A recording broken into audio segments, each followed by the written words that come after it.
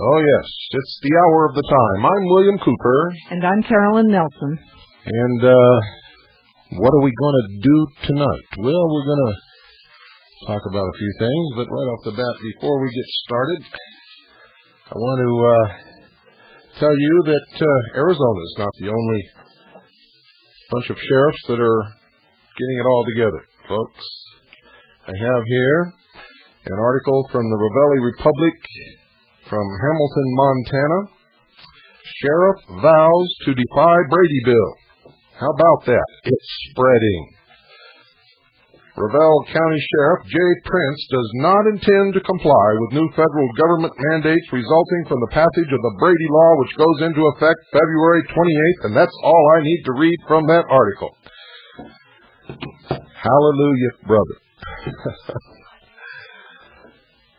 This is wonderful. I hope the rest of you are putting the bug in your sheriff's ear. One gentleman called today and said he talked to his local sheriff, and his local sheriff told him he was not going to risk federal funding to the county to try and protect the Constitution. What do you think about that? I think if you got a sheriff like that, folks, as soon as they make some kind of a statement like that, you got to get rid of them. Get rid of them. Impeach them for treason. That's what it is. It's treason. You cannot enforce the Brady bill. It is unconstitutional. It's against the second article and amendment of the Constitution of the United States of America. And I don't know about your state, but it is against the Constitution of the state of Arizona, which specifically states, unequivocally, that Arizonans shall have the right to keep and bear arms. And Bill, remember, we the citizens now are monitoring what is going on in our country, in our states. So everybody out there should be in touch with their sheriffs, should know what they stand for, and should be ready to take action in case. And you should have a huge set of shark jaws made up. And if they're not doing the right thing, you should follow them around, snapping these shark jaws right behind their butt. That ought to get their attention. And there really wouldn't be anything that they could do to stop you from doing that, would there? And you in your town, your city, your county, you can have your own march. You won't have to drive all the way to Washington, D.C., as some of us did. Well, we have to do more than march now, folks. Much more than march. Have to get serious. Now, many of you in the later show, this show, did not hear the earlier one. And let me quote. I'm just going to quote one paragraph from the 83rd Congress, Second Session, United States Senate Document Number 87. The title is The Review of the United Nations Charter, a collection of documents, Subcommittee on the United Nations Charter, pursuant to Senate Resolution 126, 83rd Congress, First Session, January 7th, 1954. Just going to read one paragraph, ladies and gentlemen, so that you'll know what you missed. It says here, the efforts of our government in this regard reached fruition in the Convention of Representatives of the Nations of the Earth, at which the Charter of the United Nations was adopted. It was promptly ratified by the Senate of the United States, thereby proclaiming allegiance to its principles and providing precedent and example for other countries. The United States has consistently regarded its treaties with other nations as inviolate. The Charter has become, quote, the supreme law of the land, and the judges in every state shall be bound thereby, anything in the Constitution or laws of any state to the contrary notwithstanding. I hope you understand what you just heard, and that's from a United States Senate document published January 7th, 1954. 83rd Congress, Second Session, United States Senate, document number 87, Review of the United Nations Charter.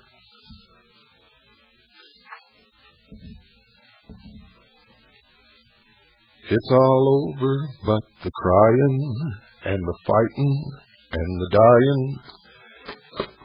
and then the rejoicing. Well, I certainly hope you don't die a craven coward in your grave. Statement by White House Press Secretary Marlin Fitzwater, Washington, D.C., March 24, 1992. Today, the United States, along with Canada and 22 European nations, signed the Treaty on Open Skies in Helsinki, Finland. In May 1989, at a time when the immense changes seen in Europe over the past 3 years were just beginning, President Bush proposed that the nations of the North Atlantic Treaty Organization, NATO, and the former Warsaw Pact agree to open their territories to frequent overflights by observation aircraft from the other side. The United States believes that the greater transparency in military activities brought about by such an agreement will help reduce the chances of military confrontation and build confidence in the peaceful intentions of the participating states. The Open Skies Treaty is the most wide-ranging international confidence-building regime ever developed, covering the entire territory of North America and nearly all of Europe and the former Soviet Union. Its arrangements for observation flights using photographic, radar, and infrared sensors, and its provisions for sharing among participants the information gathered are innovative means to help promote openness and stability in Europe in these uncertain times. Open Skies could also serve as a basis for similar arrangements in other regions of the world where there is a need to build confidence. The treaty establishes an Open Skies Consultative Commission. In early April, it will convene in Vienna, Austria, to complete work on outstanding technical and cost issues regarding treaty implementation. The treaty will be submitted to the United States Senate for its advice and consent to ratification once this work is finished to the satisfaction of all participants. U.S. Department of State Dispatch, March 30th, 1992, page 257. Open Skies Treaty. The Treaty on Open Skies is the most wide-ranging international effort to date to promote the openness of military forces and activities. It is designed to improve mutual understanding and confidence by giving all participating countries, regardless of size, a direct role in gathering information about military forces and activities of concern to them. In Europe, it meets the desire of many countries to build confidence and enhance stability now that the bipolar division of the continent has ended. In other regions, this type of openness and the techniques developed in the treaty could be applied in reducing regional tensions and preventing conflict. Open Skies was first proposed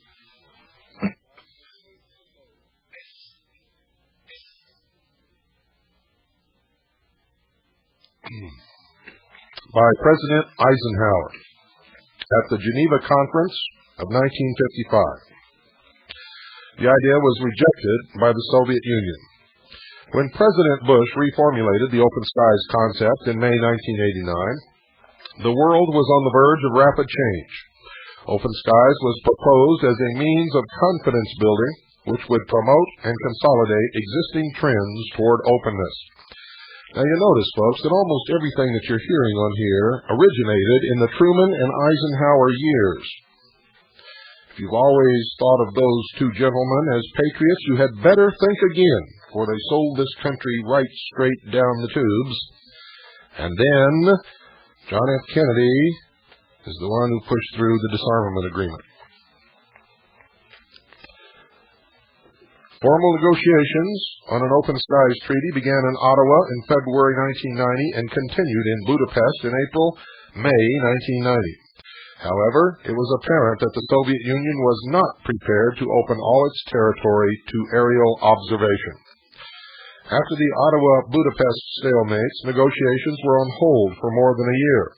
Although the United States and other countries kept pressing the issue bilaterally, only after the abortive August 1991 Moscow coup attempt did the former Soviet Union agree to open all its territory to observation.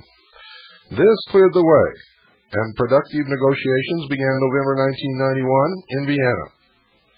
The treaty was signed in Helsinki on March 24, 1992. 24 countries participated in the negotiation of the treaty: Belgium, Bulgaria, Belarus, Canada, the Czech and Slovak Republic, Denmark, France, Germany, Greece, Hungary, Iceland,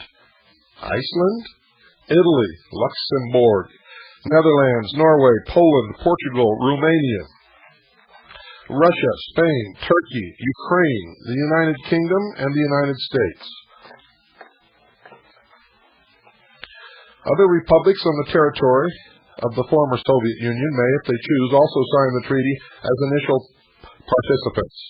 Georgia did so March 24th. Other countries participating in the conferences on security and cooperation in Europe were invited as observers to the negotiations, and it is expected that many of them will apply for full participation in the treaty soon after it enters into force. The treaty is open to accession by any interested country, subject to the agreement of the other participants. It is not restricted geographically. Now let me ask you, ladies and gentlemen, in lieu of the fact that we have been overflying the Soviet Union for many, many years, beginning with the U-2 overflights, continuing with the SR-71 Blackbird, and of course whatever has taken its place, because they would never have taken it out of our aircraft complement unless there was something to replace it. Also, we have a vast array of spy satellites in orbit looking down upon the Soviet Union all the time. What is this Open Skies Treaty all about? Was it to give us access to the atmosphere over the Soviet Union? No, ladies and gentlemen, because we already had it and have always had it, and the only interruption was when they shot down Francis Gary Powers and his U-2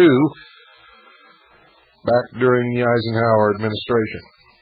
No SR-71 has ever been shot down, nor has any SR-71 flight ever been interdicted, nor have any of our spy satellites been interdicted, shot down, destroyed, or knocked out of orbit. So what is this all about? Very simply, ladies and gentlemen, it allows the Soviet Union, or what used to be the Soviet Union, what's left of the Soviet Union, which still has the entire military might intact, to overfly the airspace of the United States of America, which never was permitted before. And that's the truth of the matter. Several people called me the other day and described a very strange aircraft that they saw flying low across the desert. What they described to me, ladies and gentlemen, was a Russian Bear bomber. A Russian Bear bomber. Now, I didn't see it. I was going by their description. And I am telling you right now, what they described was a Russian Bear bomber. You can go to your library and look up a picture of one, and you can see that there's nothing else that matches that description. There's nothing else that large that matches that description that has propeller-driven engines, ladies and gentlemen. I can tell you now that every day, every night, aircraft of the former Soviet Union are overflying the United States on a regular and continuing basis. Military bombers, military logistics aircraft, reconnaissance aircraft, and of course, passenger aircraft. Interesting? I would say yes. The treaty establishes an Open Skies Consultative Commission which will meet in Vienna to monitor the operation of the treaty and to discuss and resolve any problems which may arise. The treaty is of unlimited duration and provides for periodic review conferences. For the United States, the On-Site Inspection Agency, OSIA, will be responsible for conducting and receiving Open Skies flights in coordination with the Department of Defense and other relevant agencies. For those of you who doubt that they're overflying the United States, they not only overfly the United States, but have landed at many major airports across the country. And yes, Soviet bombers have been part of those aircraft which have landed at American airfields. Open Skies is not a system for gathering detailed technical intelligence, but it will enable countries to collect basic information on the military capabilities and activities of other countries, thereby enhancing mutual security and confidence. They used to call that spying, ladies and gentlemen, and they used to say that it was not in the best interest of the national security to have another country monitoring our military defense capabilities and activities. What do you think? It is explicitly a general-purpose observation system and is not tied to any arms control agreement. If it's not tied to an arms control agreement, what is the purpose other than to destroy the defense of the United States of America? Long ago, we grounded all of our B-52 alert force. We disbanded the Strategic Air Command. We are vulnerable. Extremely vulnerable, I might add.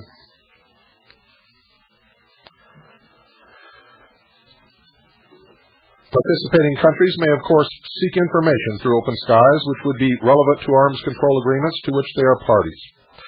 Raw data obtained from observation flights, for example, film, negatives, and magnetic tape, will be shared by the observing and observed countries. Oh, isn't that nice? They fly over our nation, spy on us, take photographs, magnetic tapes, and then they turn around and give us copies so that we'll know what we already have. That's nice. That's very big of them. Other countries participating in the Open Skies Treaty will be able to purchase copies of data in which they are interested from the observing country. Individual countries are responsible for their own analysis of the raw data.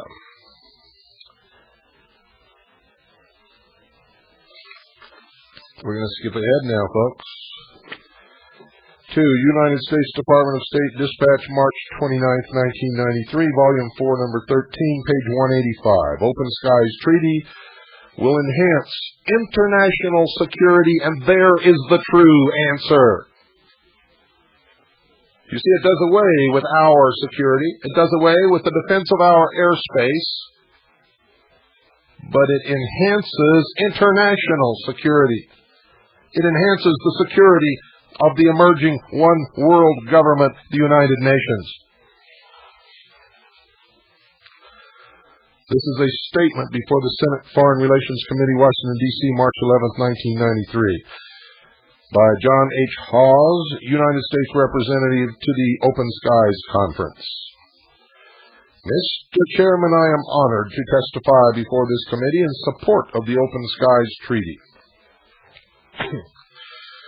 As Secretary Christopher indicated in his letter of March 4th to Chairman Pell, the treaty, quote, will contribute to mutual understanding and confidence building by giving all states parties, regardless of size, a direct role in gathering information about military forces and activities of interest to them. I hope you know, folks, that this means that Bangladesh could also overfly us. If they can get anything off the ground. I don't know if they have anything. They probably do. This treaty has been made possible by the dramatic political changes of the last several years. When former President Eisenhower first proposed cooperative aerial observation in 1955, the idea was summarily rejected by the Soviet Union. Indeed, it was only after the aborted coup in Moscow in August 1991 that an agreement could be negotiated embodying the values of openness and cooperative international observation. In my remarks, I will briefly describe the content and operation of the treaty. Before doing so, let me put that in context by noting the four essential ways in which the Treaty on Open Skies will contribute to international security in the post-Cold War world.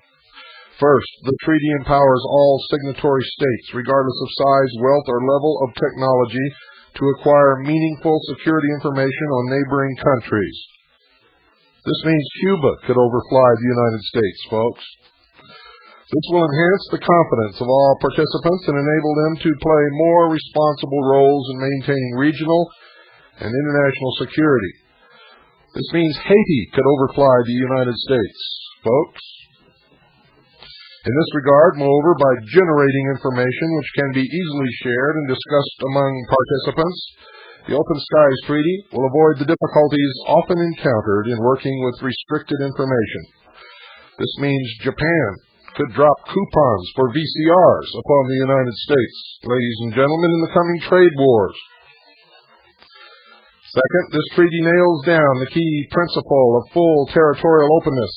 All the territory of all the participants will be open to observation, including specifically all the territory of states which formerly restricted large portions of their territory on grounds of national security.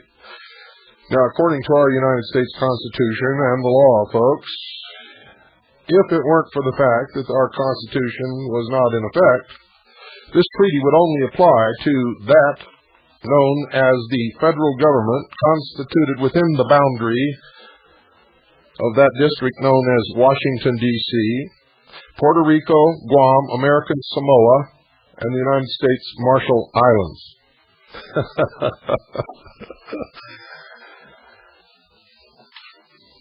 Oh, me. I'm going to write an article for Foreign Affairs, the Journal of the Council on Foreign Relations, and submit it and see if they will print it. You know what? I just have a feeling they will.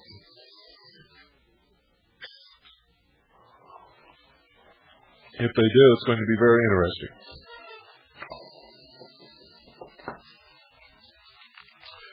The United States insisted on full openness during the negotiations as a sine qua non for an effective confidence-building regime.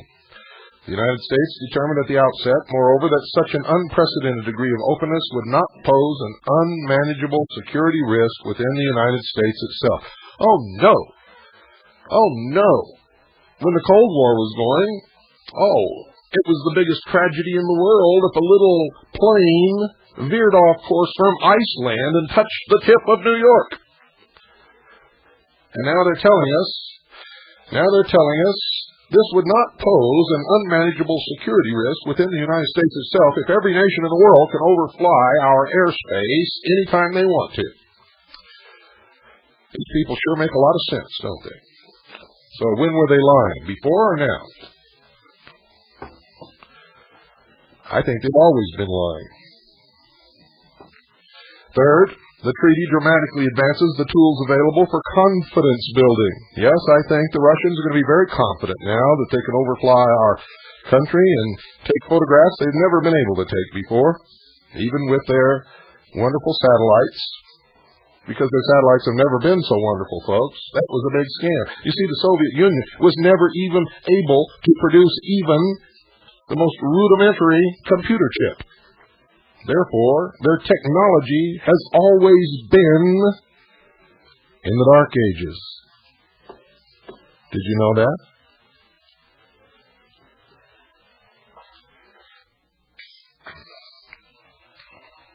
Did you know that? Over the past 2 decades, the array of confidence-building measures has expanded steadily. Now the Open Skies Treaty adds to this toolkit detailed procedures for aerial observation with agreed sensors, predetermined quotas, and no right of refusal. No right of refusal. No right of refusal. Which means even if we wanted to, we can't tell them to get out of our airspace and go home and stop overflying the United States according to the terms of the treaty. It also establishes a new framework for contacts, cooperation, and consultation among participating states. Fourth, the treaty establishes a major precedent which may prove particularly useful in other parts of the world beyond the original signatories in reducing tensions, contributing to greater mutual understanding, and reinforcing regional peace and security. Other nations outside the Europe-Atlantic area, where the treaty was negotiated, have already expressed interest in the treaty. That's right, folks. Bimini will be sending overflights. Mr. Chairman, I would like to describe the principal provisions of the Open Skies Treaty relating to participation coverage, sensors, quotas, aircraft data, and costs. Yes, folks, costs. Because whenever the United States does something, they always pay for it. So we're probably going to pay for the gas and the planes for the other nations to overfly us. I mean, that's what we've always done in the past, isn't it? What makes you think it's going to be any different this time? Well, I don't know if they're going to do that or not, but, I mean, what's the cost? We've always been overflying. What's the cost? Unless we're going to pay for somebody else to overfly us. It gets complicated. I mean, the more you look at this, the more absolutely absurd it becomes. I think, ladies and gentlemen, the world has turned into the largest insane asylum in the universe. And we're all competing to see who can be the nuttiest. Don't go away. I remember as a small boy riding in the car with my parents. Old car. Don't ask me what it was because I don't know. All I know it was old. My dad used to sing all these songs. All of them. He knew them all by heart. Streets of Laredo. All of them. Good memories. In competition with today, you know, we're all positioned, ladies and gentlemen,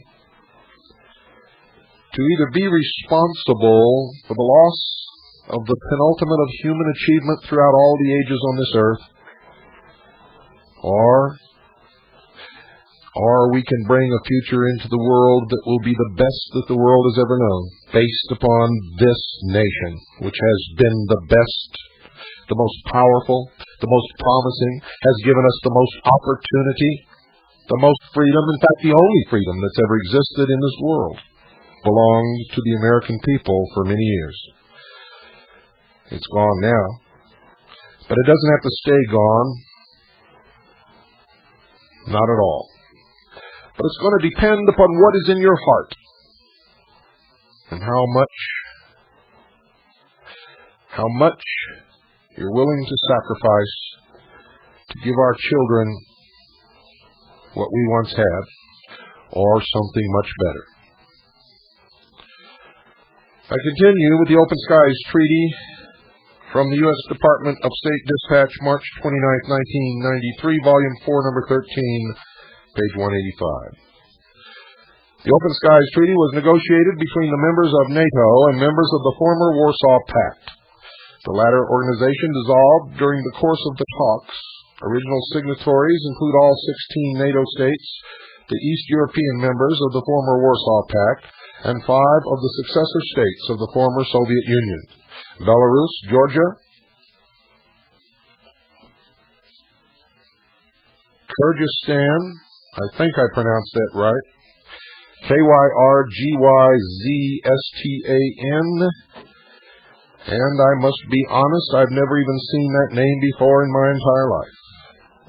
And I have studied the Soviet Union. I don't know how that happened, but it's the truth.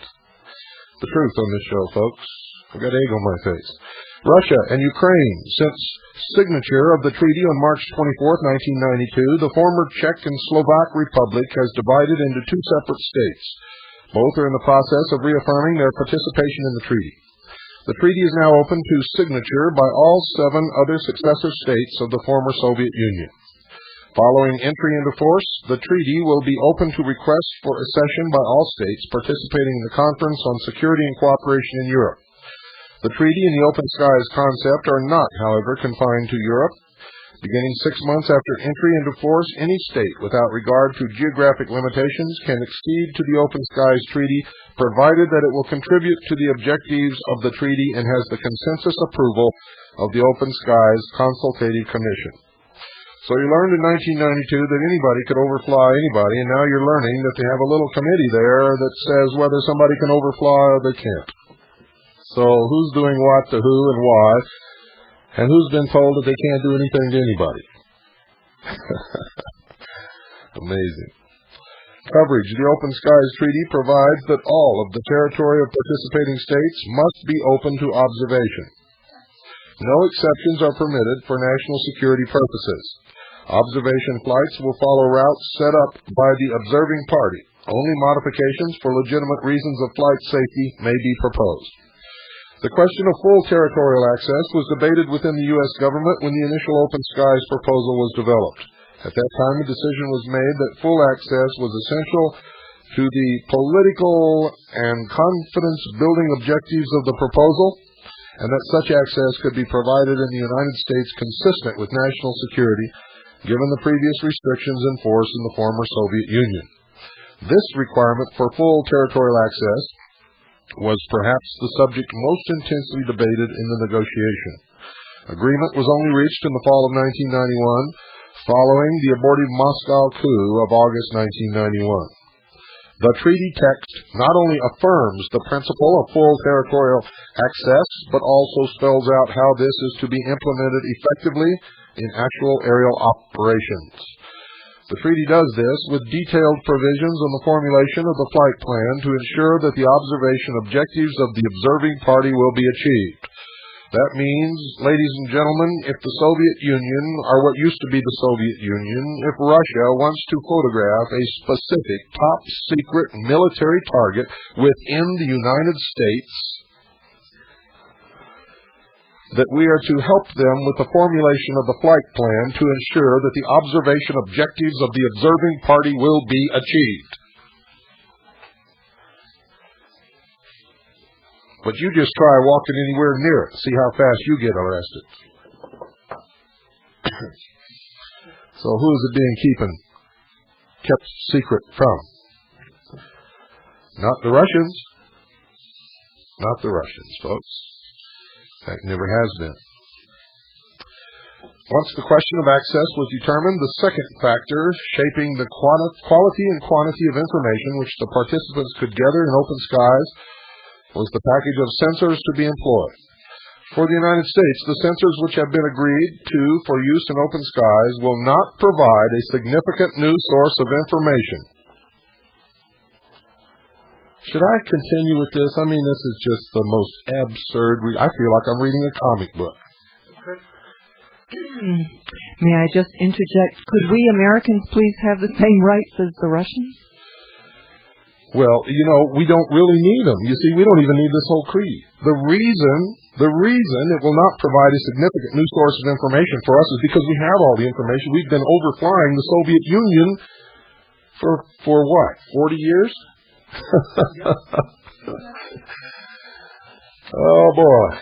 For most other participants, however, the ability to utilize the Open Skies sensor suite to observe the full territory of the other participating countries will represent a new and very significant enhancement in their ability to gather security-related information. If the country in question does not have the technology to supply the sensor rack, the member nations will help them acquire the proper technology. How about that, ladies and gentlemen? The United States, however, will be a major indirect beneficiary of this increase in knowledge, confidence, and security of the other participants. This, in fact, was one of the primary considerations behind the U.S. initiative in presenting the Open Skies idea and bringing the negotiations to a successful conclusion. All parties in Open Skies will have access to sensors of equal capabilities. And if they don't have, we'll give it to them. In the spring of 1990, the East European states obtained agreement from the United States and its NATO allies that all participants would have access to sensor capabilities equal to those employed by any other participant. Which means if Haiti wants to overfly the United States and the little committee gives them the go-ahead, we've got to give them the state-of-the-art in reconnaissance equipment in order to be able to fulfill their mission. Thank you, Pooh. My fan club is clapping in the background. All parties in Open Skies will have access to sensors of equal capabilities. This is insane. You see, folks, it would be insane if, in fact, we had an enemy anywhere. We really don't. The enemy is the people. And what's happening in the world is a great drama being played out to cause the people to ask for control on a global basis so that they can put together their one-world totalitarian socialist government without a civilian armed uprising. You see, this is quite all right, because the Soviet Union is not and never has been our ally. We built the Soviet Union. We gave them all of the technology we ever had. We gave them the atomic bomb. William Casey was the man instrumental in building for them the Kama River Truck Factory, which is the largest rolling stock mechanized factory in the entire world, which could produce more tanks, trucks, jeeps, and lorries than all of our combined manufacturing capability together in the United States of America. William Casey was the director of the Central Intelligence Agency, amongst many other things, and was a member of the Sovereign and Military Order of the Knights of Malta. He was a member of the OSS and a Knights Templar.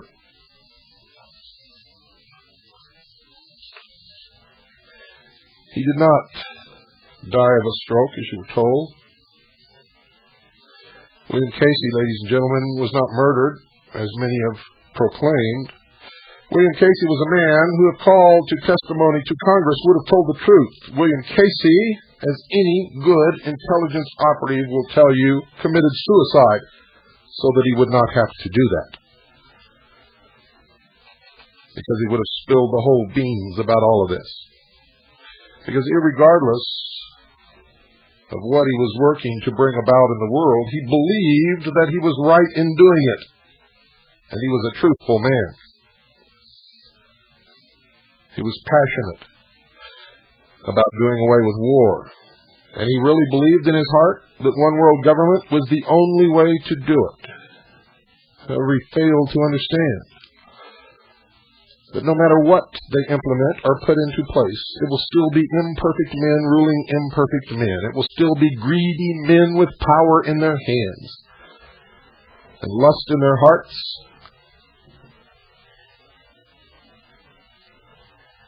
and of course, when they're operating from the Luciferian principle, it is not ameliorated by the principles of mercy or understanding. Nope, it is cold and cruel and intrepid, and comes strictly from a point of the intellect. There's no emotion involved, no compassion, no mercy, no heart, no love. That's what's wrong with all of these people. Ollie North was not the man that you think he is. All the time that he was operating behind the scenes, shredding the Constitution page by page, article by article, paragraph by paragraph, he was operating from a cold, calculating, cruel, intrepid point of intellect. It wasn't until he himself was caught and called upon the carpet of the Congress that he became initially emotionally motivated, and his voice began to crack, and he sounded like a little boy caught with his hand in the cookie jar, screaming for understanding and sympathy, all the while wearing the uniform of men of the United States Marine Corps. Ollie North disgraced that uniform. He was in the process of shredding the Constitution, and his act in front of Congress was just that, an act and nothing more. He is, in fact, a traitor, but many of you have paid a lot of money into his pockets to go and listen to him talk about how he is a patriot. When are you going to wake up? When? When are you going to wake up? How long is it going to take? How many of us have to risk our lives and take the brunt of the anger of these people to try to get you to stand up and accept the responsibility of your own role in all of this? How many Carolyn Nelsons have to start out in an old broken down car and weave her way across the country, handing out copies of the Constitution and being called a crazy old lady in the car over there before you all come to your senses? At what point in our history did patriotism become a dirty word and patriots become right-wing Aryan racists?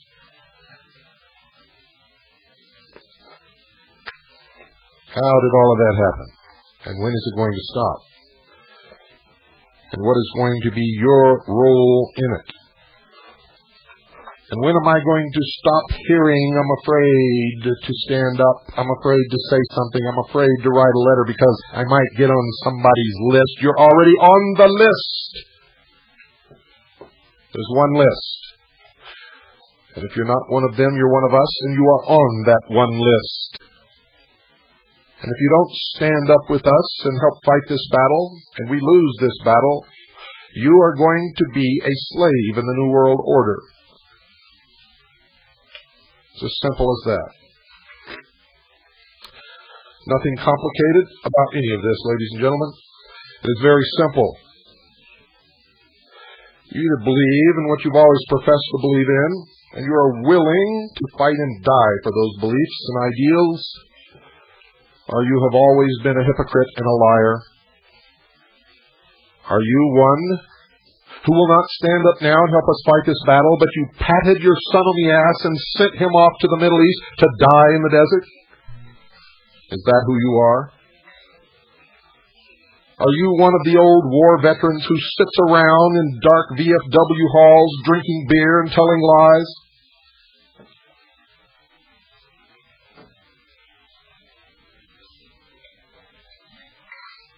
Or do you really love freedom? Do you really care about your children and your grandchildren? Or are you one of those who says, I don't have to get involved in this. By the time all this comes about, I'll be dead. Or my government retirement check is our only income, so I can't help. Or as many do, Mr. Cooper, in light of all that you've said tonight, what can I do to best protect my assets? I tell you now, ladies and gentlemen, you better start worrying about your ass more and about your assets less. Or you're going to be left with none of all of the above.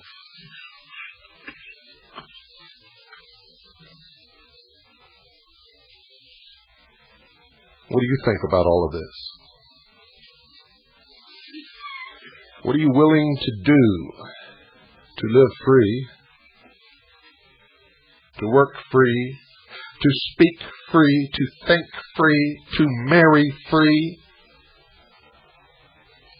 to live where you want, to travel freely, to choose your own doctor, to choose your own income through your own efforts, your own work, with your own brain?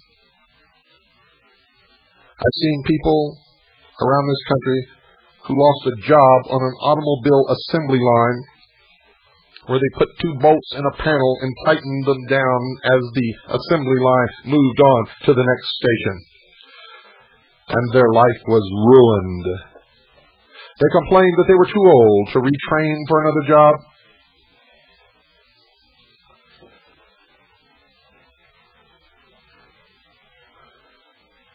And we all owed them something.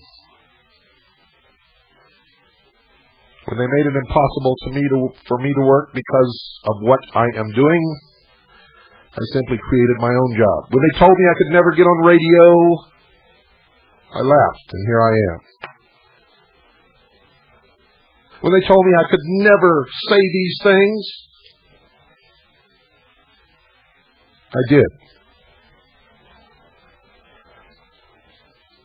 And when they asked me, Bill, aren't you afraid?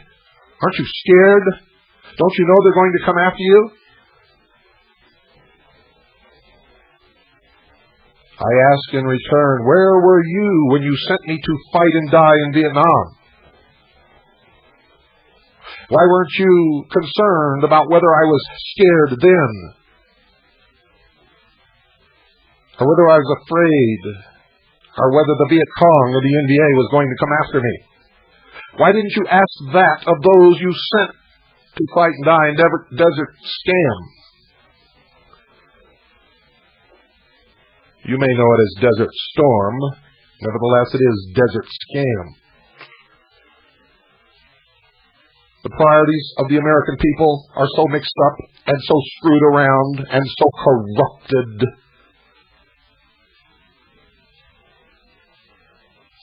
It will be a miracle if we can muster enough patriotic citizens to save a modicum of what we have left. And for those people, I will be here for you every night. Good night, and God bless you all.